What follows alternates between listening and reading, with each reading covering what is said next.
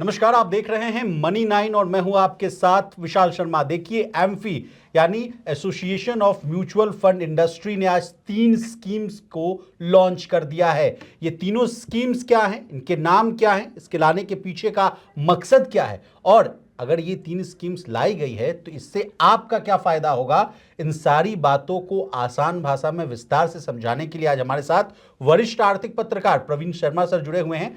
Sir नमस्कार, आपका स्वागत है मनी 9 पर। कहा जा रहा है सर कि एमफी ने छोटी एसआईपी, तरुण योजना और मित्रा की शुरुआत की है। हालांकि इसके पहले भी लगातार हम लोग चर्चा करते रहे हैं सर कि एसबीआई ने अपना एक म्यूचुअल फंड लाया है उसने, और वो भी 250 रुपए के आसपास का है। तो क्या इसकी देखा देखी कहे या क्या है ये पूरा मामला, माजरा क्या है, आप समझाइए। बिल्कुल, देखिए जो आज एमफी ने 3 प्रोडक्ट लॉन्च किए हैं, एक छोटी एसआईपी, दूसरा तरुण योजना और तीसरा मित्र। ये एक बहुत बड़ा ऐलान है, एक बहुत बड़ा कदम है देश में फाइनेंशियल इंक्लूजन लाने का, देश के घर घर तक लोगों के पास एसआईपी को पहुंचाने की। ये एक बड़ी मुहिम का हिस्सा है और इस लिहाज से मैं ये समझता हूं कि ये देश को फाइनेंशियलाइजेशन करने या एसआईपी शुरू करने, उस दिशा में ये एक बहुत बड़ा कदम है विशाल। ठीक है सर। कहा जा रहा है कि इस कदम से म्यूचुअल फंड इन्वेस्टमेंट में डेमोक्रेटाइजेशन आएगा, समाज के हर तबके के लोगों के पास म्यूचुअल फंड का एक्सेस होगा, लोग म्यूचुअल फंड में पैसा लगा पाएंगे। हालांकि सर पिछले महीने का भी जो आंकड़ा है 26,000 करोड़ के आसपास हर महीने जो है, इतनी मोटी रकम जो है वो म्यूचुअल फंड में आ रही है, एसआईपीज के माध्यम से आ रही है। तो क्या सर इसका मकसद, अगर ये जो 3 स्कीम्स आ रही हैं तो उसके बाद तो और पैसा आ जाएगा सर? बिल्कुल पैसा आ जाएगा, वो एक अलग कहानी है, लेकिन हम ये समझाने की कोशिश करेंगे अपनी इस रिपोर्ट में कि आखिर ऐसा हो क्यों रहा है, इसके पीछे का बड़ा ब्रॉडर मकसद क्या है सर। Bigger picture. हाँ, बिगर पिक्चर इसकी ये है कि अभी तक जो म्यूचुअल फंड का पूरा जो प्रचार प्रसार है वो या तो मेट्रोज में है या फिर टियर 2 सिटीज में है। आगरा हो गया, लखनऊ हो गया, इस तरह के शहरों में है। और देखो, हाल के वक्त में ही अचानक इसको लेके, छोटी एसआईपी को लेके, 100 रुपए की एसआईपी को लेके एकदम हलचल बढ़ी है पीछे कुछ महीनों में। एक पहले बात ये आई थी कि इनकी जो कॉस्ट है वो इस तरह से कम की जाए ताकि हर कोई एक्सेसिबल हो, एक चीज। और दूसरी चीज, म्यूचुअल फंड की जो कंपनियां हैं, एएमसीज हैं, वो इस तरह की एसआईपीज को ला सकें। इसको लेके बात आई थी, सेबी ने इसको लेके बोला था।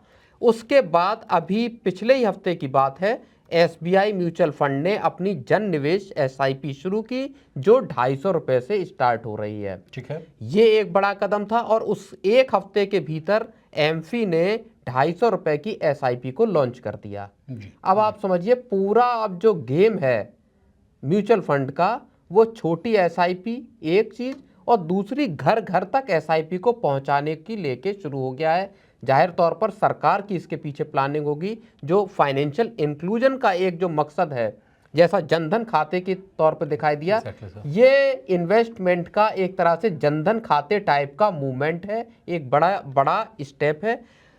गांव देहात में भी लोग, क्योंकि वहां पे जो बचत है, बैंकों में डिपॉजिट्स हैं या बाकी है, वो कभी 250 रुपये होता है, कभी 500 रुपये होता है, वो इतने छोटे अमाउंट के साथ होता है। सरकार ये चाहती है, एक तरह से आप समझ लीजिए, या पूरा का पूरा जो फाइनेंशियल जो इन्वेस्टमेंट का हिसाब किताब है, वहाँ पे अब इस बात को लेके चीज़ें चल रही हैं कि आम आदमी तक इसको पहुंचाया जाए, जिससे कि लोग लंबे वक्त में एक बड़ा पैसा इकट्ठा कर सके, और ये उसकी पूरी कवायद उसी दिशा में दिखाई दे रही है। और बैंक डिपॉजिट्स तो बढ़ेंगे ही सर, और सरकार के भी ये मनसा है कि देखिए सर, अगर आप बैंक में पैसा डालेंगे सर तो 4%, 5%, और एफडी वाला अगर जोड़ लीजिए तो 7%, 8%।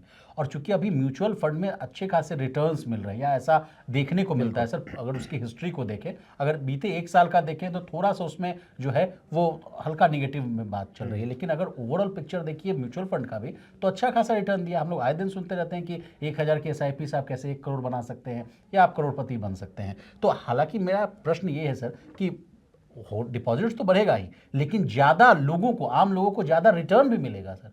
बिल्कुल बिल्कुल ज़्यादा रिटर्न की भी इसमें बात है कि आप ज़्यादा रिटर्न पा सकते हैं, महंगाई को बीट कर सकते हैं। 4% 5% की महंगाई है, उसको बीट कर सकते हैं। लेकिन सबसे बड़ी चीज़ इसमें यही है कि लोगों के पास ये आज़ादी होगी कि 1000 रुपए या 1500 रुपए या 2000 की उनको एसआईपी नहीं शुरू करनी, वो 250 रुपए भी है। आप रिस्क फ्री होके आप अगर 250 रुपए बचा रहे हैं या 500 रुपए बचा रहे हैं, आप 250 रुपए की एसआईपी शुरू कर सकते हैं, 250 रुपए का आप एफडी या आरडी शुरू कर सकते हैं। तो वो जो एक आज़ादी है गांव के लोगों को मिलेगी। सर मैं एक और किस्सा आपसे जिक्र करना चाहूंगा कि इसको बहुत प्रीमियम माना जाता था।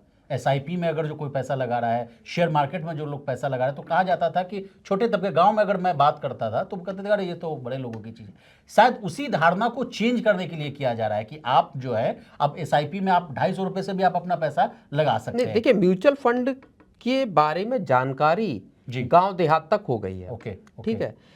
अभी तक एक चीज ये होती थी कि जो छोटा रेहड़ी वाला है, पटरी वाला है, दुकानदार है, वो क्या करते थे, वो चिट फंड कंपनियों में पैसा लगाते थे। पॉन्जी स्कीम होती थी, कई सारी ऐसी स्कीम होती थी जहां पे कि उनको ज्यादा रिटर्न का लालच दिया जाता था। दुकान पे बैठे वहीं पे आके आपकी स्लिप कट गई और आपने 10 रुपए जमा कर दिए या 15 रुपए। ठीक है। ये एसआईपी उस गेम को भी बंद कर देगी। पॉन्जी स्कीम है, चिट फंड स्कीम है, जहां पे कि दुकानदारों को ये मौका मिलेगा, या छोटे घरेलू महिलाएं हैं, सपोज आप मान लीजिए जो 10-10 रुपए बचाते हैं, महीने के अंत में उनके पास 300 रुपए बच रहा है, तो वो 300 रुपए की एक एसआईपी शुरू कर सकते हैं। वहां से एक सेविंग का पैटर्न, ज्यादा रिटर्न वाला एक पैटर्न, लॉन्ग टर्म के लिए, बच्चों की पढ़ाई हो चाहे शादी विवाह हो, उसके लिए एक छोटा आदमी भी अब पैसा जोड़ पाएगा। इस दिशा में ये फाइनेंशियल इंक्लूजन की दिशा में उठाया गया एक बड़ा कदम है। जी, अब सर फटाफट हम अपने व्यूवर्स को ये तीनों स्कीम के बारे में एक दो लाइन बता देते हैं। देखिए, छोटी जो एसआईपी होगी वो 250 रुपए की होगी। छोटी रकम इसलिए रखा गया है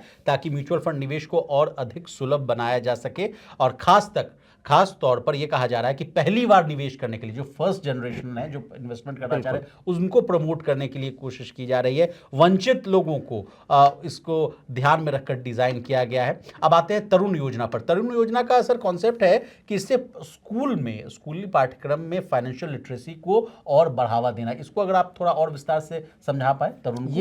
ये जो काम जिसका ऐलान आज, इसीलिए मैं कह रहा हूं कि ये बहुत बड़े ऐलान है। देश के जो पूरा फाइनेंशियल स्ट्रक्चर है, आम लोगों तक पहुंचने की बात है, उसमें ये एक क्रांतिकारी बदलाव ला सकता है। जो बच्चों को फाइनेंशियल लिटरेसी पैदा करने की, उनको सिखाने की जो मुहिम का आज शुरुआत हुई है, इस काम को 2 दशक पहले हो जाना चाहिए था, जहां पे कि बच्चों के करिकुलम का ये चीज हिस्सा होती कि आप कैसे बचा सकते हैं पैसा, आपको फाइनेंशियली प्रूडेंस किस तरह से लानी चाहिए, आपको कहाँ खर्च करना है, कहाँ खर्च नहीं करना है, आपको अगर रिटर्न मिल रहा है तो परसेंटेज को एब्सोल्यूट टर्म में, रुपए में, या रुपए को परसेंटेज के टर्म में आपको किस तरह से उसका आकलन करना है। कोई जो अलग अलग जो वित्तीय प्रोडक्ट है, चाहे एफडी हो, आरडी हो, स्मॉल सेविंग स्कीम हो, या एसआईपी हो, या स्टॉक मार्केट हो, इनकी जब बेसिक खाका बच्चों को 5वें क्लास या 4थे क्लास से आप समझाते हुए आएंगे, तब वो जब नौकरी में आएगा उस वक्त उसके दिमाग में एक पूरी पिक्चर क्लियर होगी कि मुझको जब मैं पहली नौकरी शुरू कर रहा हूं तो मुझको कितना पैसा बचाना चाहिए, जब मेरे पास पॉकेट मनी दी जा रही है घर से, क्या मैं उससे बचत कर सकता हूं, क्या मैं तो वहां से बेटर आप फाइनेंशियल प्लानिंग की बात कर रहे हैं। बिल्कुल, ये देश के लोगों की जो खर्च की आदतें हैं, जो बाकी के जो पूरा पैटर्न है, मैं उससे भी जोड़ सकता हूं प्रोफेसर कि आजकल देखिए खर्च बहुत, जैसा आप कह रहे हैं कि खर्च बहुत ज्यादा लोग कर रहे हैं, सेविंग्स लोगों की भी घट गई है। और प्लस थर्ड पॉइंट मेरे दिमाग में अभी ये आ रहा है कि sir India is a country which is demographic dividend. 65% जो आबादी है 35 साल से कम उम्र की है, और ये ऐसा ये इंस्ट्रूमेंट है सर जो लंबी अवधि में ज्यादा बड़ा गेम आपको बना कर देगा। फाइनेंशियल लिटरेसी बढ़ेगी तो उससे जो कर्ज लेके डिफॉल्ट होने के मामले आते हैं, पर्सनल लोन ले लिया, आपकी कमाई नहीं थी, आपने एक महंगा फोन खरीद लिया, एक आदमी सर 2-2 3-3 क्रेडिट कार्ड और उससे खर्च कर रहा है। नहीं, या जैसे कार खरीद ली, आपकी नौकरी लगी, पहली नौकरी लगी, आपने उठा के कार खरीद ली, अब आप उसका 6 साल या 5 साल आप उसकी किस्त भर रहे हो, वहां आपने अपनी सेविंग्स को रोक दिया। ठीक है। तो लोगों को 50-60 साल की उम्र में उनके पास एक बड़ी पूंजी हो, पैसे की वैल्यू को समझाना जब आप बचपन से शुरू कराएंगे, इस काम को बहुत पहले किया जाना चाहिए। प्रवीण सर, एनपीएस वात्सल्य को देखिए ना कि हाँ, बच्चों को उसी समय से आप पेंशन के लिए अग्रसर करना, अच्छा खासा कॉर्पस फंड जमा कराना, ये पूरा वही सरकार की एक नीतिगत पॉलिसी का एक हिस्सा है, जहां पे कि आप हर घर तक 250 की एसआईपी एक बच्चा भी शुरू कर सकता है जिसको जेब खर्च मिल रहा होगा।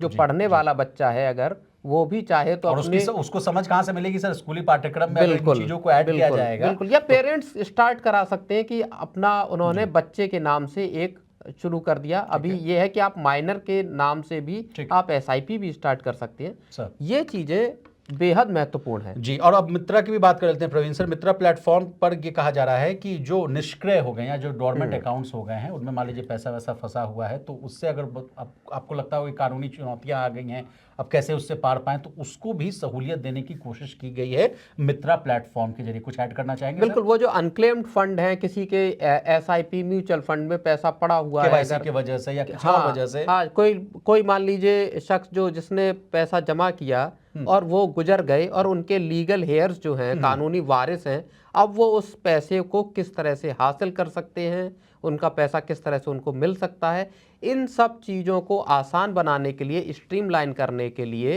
एसेट ओनरशिप को और बहुत ही सुदृढ़ करने के लिए, स्ट्रीमलाइन बिल्कुल, करने के लिए। अनक्लेम्ड पड़ा हुआ पैसा आप ले नहीं पा रहे, आपको पता है कि मेरे घर के इनका पेरेंट्स का या और किसी का पैसा है ये, लेकिन आपको लेने में दिक्कतें हो रही हैं, वहाँ पे ये चीज़ें स्ट्रीमलाइन होंगी, आसानी से आपका पैसा आपको मिल सकता है। ये एक बड़ा। अब सर, अब जाते जाते एक आंकड़ों पर आपसे और राय लेना चाहेंगे। इंडिया का देखिए, इंडियन म्यूचुअल फंड इंडस्ट्री का जो AUM है, वो कहा जा रहा है कि 65 लाख करोड़ के आसपास है। आप बेहतर आंकड़ों को और समझा पाएंगे। अब बहुत ये बड़ी रकम है सर। बिल्कुल, 67,25,000 करोड़ रुपए है जनवरी के अंत तक इस साल। जी। और मतलब इतना पैसा लोगों का, देश का पैसा है, जो इतना पैसा इसमें एग्रीमेंटेड हो चुका है एसआईपी के माध्यम से। बिल्कुल बिल्कुल। और मैं आपको बता दूं कि अगर हम 5 साल पहले के हिसाब से देखेंगे तो इसमें अच्छी खासी डबल से भी ज़्यादा की ग्रोथ हुई है। करीब 2019 में शायद 25 लाख करोड़ रुपए का AUM म्यूचुअल फंड इंडस्ट्री का हुआ करता था, जो बढ़कर आप समझ लीजिए कि 25 दूनी 50 यानी 200% के आसपास का इजाफा यहाँ पे है। मैं आपसे जानना चाहूंगा, ये तो आंकड़े हैं सर, इन आंकड़ों के पीछे की कहानी हम आपसे जानना चाहेंगे। ये जो है, क्या इंक्रीजिंग रिटेल पार्टिसिपेशन को दर्शा रहा है या और किन किन चीजों को दर्शा रहा है प्रवीण सर? नहीं, बिल्कुल, ये इंक्रीजिंग रिटेल पार्टनरशिप को तो बता ही रहा है कि किस तरह से लोगों का भरोसा अब म्यूचुअल फंड्स में बना है। कोविड के वक्त से जो SIPs या डीमेट खाते खुलने की रफ्तार में जो तेजी आई, वो लोगों के पास सेविंग्स भी बढ़ी हैं, तो लोगों ने उस पैसे को SIP के जरिए लगाने को एक सही तरीका माना है। और वहाँ पे पिछले 4-5 साल के अगर आप रिटर्न्स को भी देखेंगे तो उन्होंने लोगों को ऐसे रिटर्न दिए हैं म्यूचुअल फंड में, जहाँ पे कि अब लोगों का भरोसा भी पैदा हो रहा है कि नहीं, हम यहाँ पे लगाकर अगर पैसा लगाते हैं तो आप अच्छे लंबे वक्त में एक अच्छी पूंजी तैयार कर सकते हैं। जी, बहुत शुक्रिया सर। अगर आप कोई और वैल्यूएबल पॉइंट्स ऐड करना चाहेंगे तो कुछ। मेरे हिसाब से ये जो आज एमफी का ऐलान है, ये एक छोटा ऐलान नहीं है, ये एक बड़ा ऐलान है। सरकार की नीतियों की तरफ इशारा करता है कि किस तरह से सरकार जो जनधन खातों के साथ एक बड़ा बदलाव सरकार ने शुरू किया। ट्रिनिटी सर, बिल्कुल, और आज उसी की दिशा में ये एक बड़ा कदम है, जहां पे कि अब आप गांव देहात के लोगों को 250 रुपए की SIP खोलने की सहूलियत देने वाले हैं। जी, बहुत शुक्रिया सर, आपने अपना कीमती समय मनी 9 को दिया और इस विषय को बहुत ही तसल्ली से आसान भाषा में समझाने की कोशिश की। तो इसी तरह देश, दुनिया और बिजनेस जगत से जुड़ी तमाम ताजा तरीन खबरों के लिए बने रहिए हमारे साथ और देखते रहिए मनी 9। आ गया मनी 9 का फाइनेंशियल फ्रीडम समिट, ऐसा मंच जहां जुड़ेंगे दिग्गज, क्योंकि बाजार के हैं हाल खराब। Security and financial freedom for all. जहां होगी बात आपके पैसों की, मिलेगा भरपूर ज्ञान, पैसा लगाने कमाने की तरकीबें। शेयर बाजार से लेकर म्यूचुअल फंड में क्या करें, इंश्योरेंस का कवरेज बढ़ाना क्यों है जरूरी, और अर्थव्यवस्था की कैसी रहेगी चाल। आपके ऐसी सभी उलझनों के मिलेंगे जवाब। तारीख नोट कर लीजिए, 5 मार्च 3 बजे से सिर्फ मनी 9 पर।